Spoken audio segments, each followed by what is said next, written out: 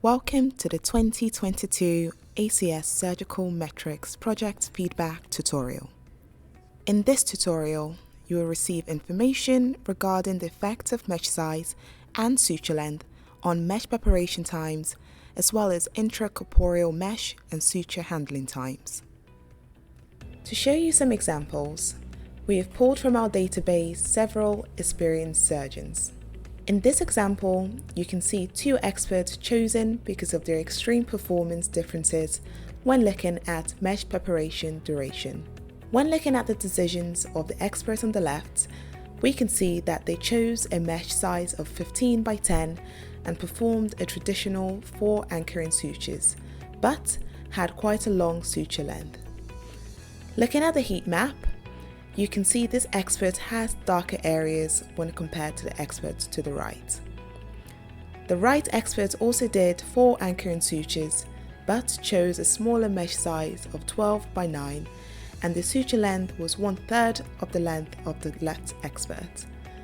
It clearly shows that the mesh size and suture length played a significant role in the mesh preparation time.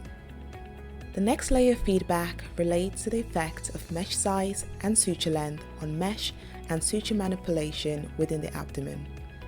Again, we're looking at two expert surgeons with extreme differences in their performances during mesh and suture manipulation. With the left expert, we see the decisions to use a mesh size of 9 by 9 cm and suture length of 25 cm. This is in comparison to the right expert with a larger mesh of 12 by 9 cm but smaller suture length. As it turns out, the suture length has a consistent effect on operative time, and in this case, mesh and suture manipulation. The decision tree is the next level of feedback related to step-by-step clinical decisions. In this chart, you will see that there are wide variations in the size of the mesh chosen and the overlap measurement. The majority of participants decided not to close the hernia defect, use 4 anchoring sutures, and cut the mesh into an oval shape. However, there is no standard method of mesh preparation or suture manipulation. In the study, you should have received a handout similar to what you see on the screen.